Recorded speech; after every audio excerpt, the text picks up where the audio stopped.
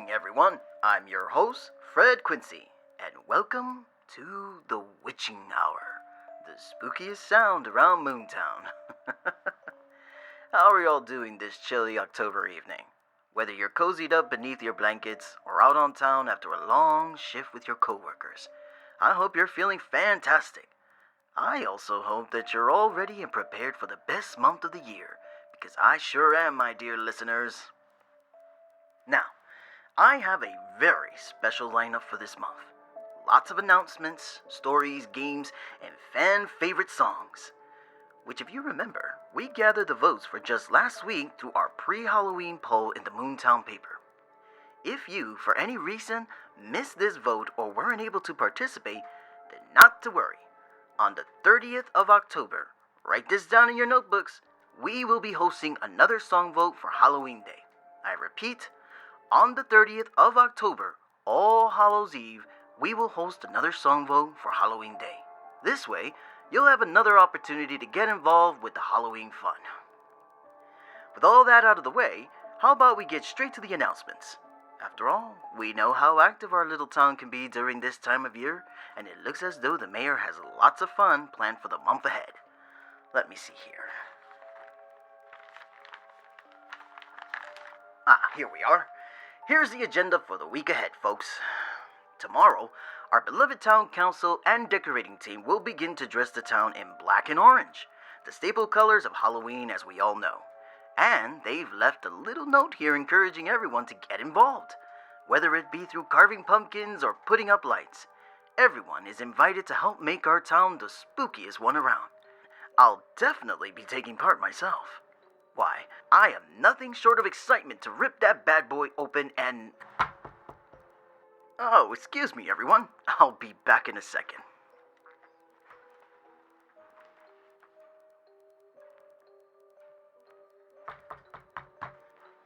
Yes, I'm coming. Oh.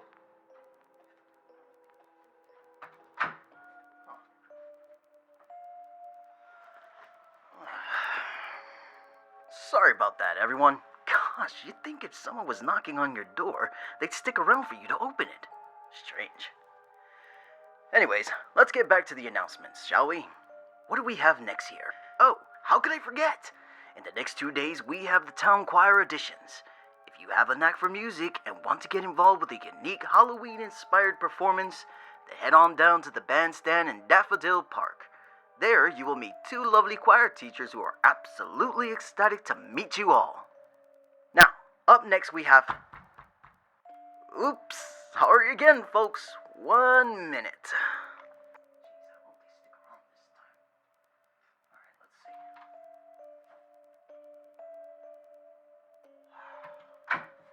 Someone must be playing a really bad prank on me.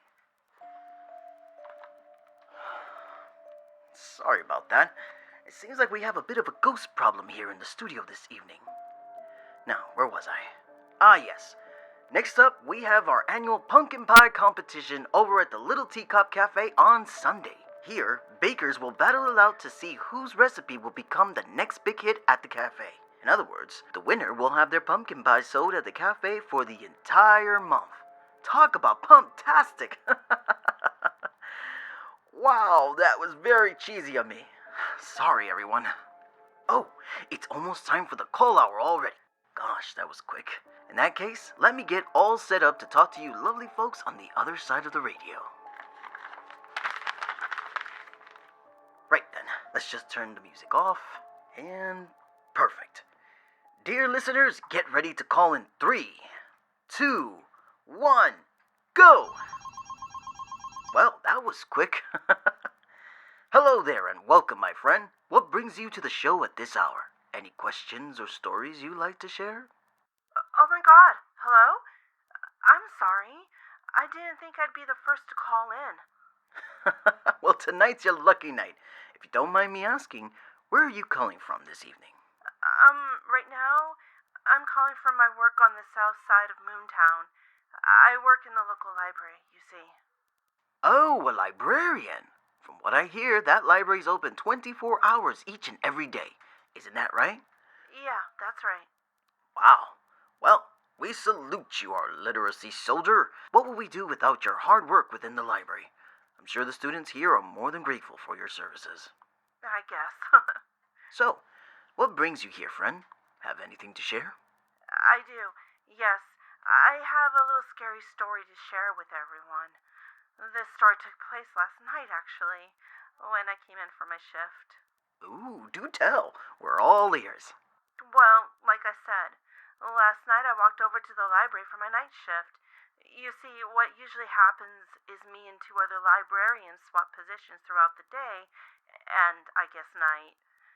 One takes a 6 a.m. to 2 p.m. shift, another takes a 2 p.m. to 10 p.m. shift, and I take the 10 p.m. to 6 a.m. Anyways, I clocked into work as usual and got myself ready for the long night ahead. I even burned some songs onto my cassette prior to all of this as well, just so I had something to listen to throughout the night. Everything was going great. That is, until I heard something knocking on the window. It must have been about midnight when this happened. I got up from the reception desk and quickly made my way towards the window, but there was nothing. Just my confused reflection staring back at me. I remember shrugging it off as a tree branch or something, and went to organize some books on a nearby shelf. But then, almost like magic, a tall man in a long gray trench coat appeared right beside me. He really made me jump. I dropped all of my books as soon as I saw him. He was a real strange guy, the strangest I've ever met. He just stared down at me as I picked up all of my books and didn't even offer any help or anything. All he did was stare at me with these dull, emotionless eyes. You know how people say that the eyes are the windows to the soul? Yeah, well, there was no soul behind his. Trust me. When I caught up, I asked him if he needed any help. But again, all he did was stare.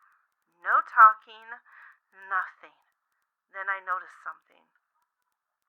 I caught a glimpse of the shirt he was wearing underneath his coat, and it looked soaked through with blood. In a panic, I ran to my desk to call for an ambulance, but as soon as I was put through to the dispatcher, he was gone. The man simply vanished. I apologized, hung up the phone, and began to search the library, thinking he might have wandered somewhere, but I never found him. And now I'm considering if he was just a ghost all along, or maybe even a hallucination. After all, it gets pretty tiring working the night shift.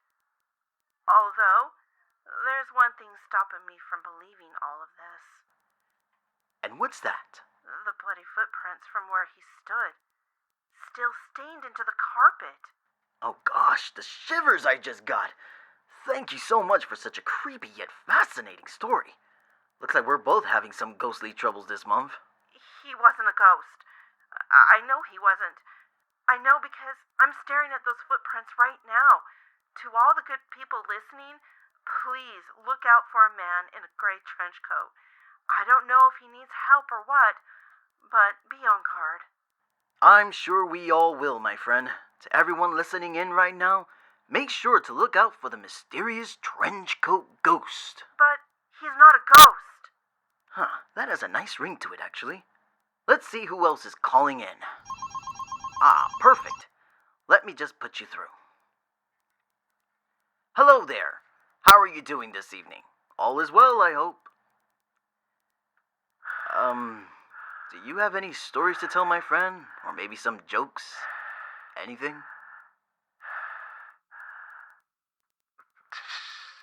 Do it.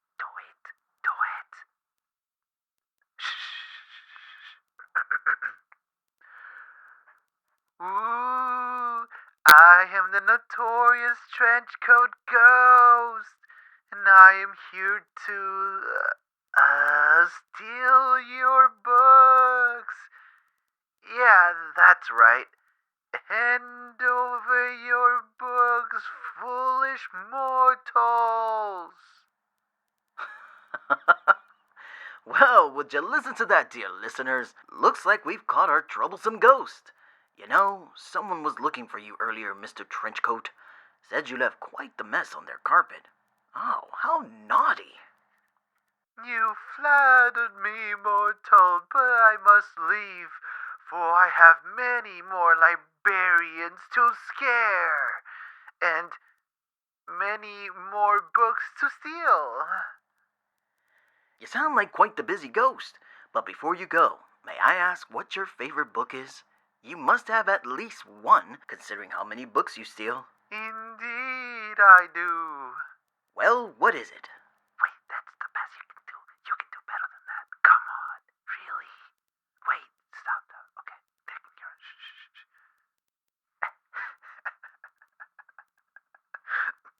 Shh. Go ahead. Matilda.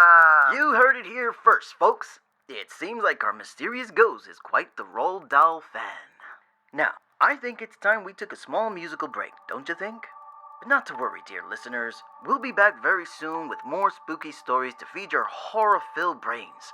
For now, though, why don't you kick back with a nice cup of tea and enjoy the spectacular tune...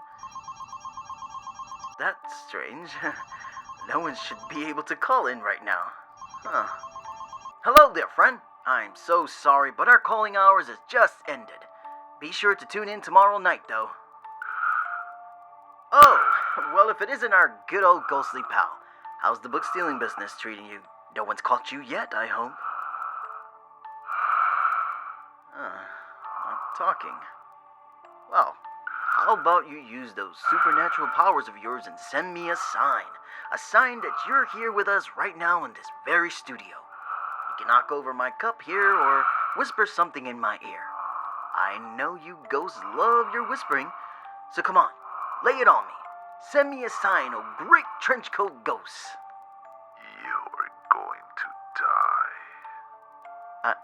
I'm sorry? Shit! What the fuck? Who are you? You need to leave. Leave right now before I call the police. No. No, wait. That coat. That trench coat. No. You can't be. There's no way.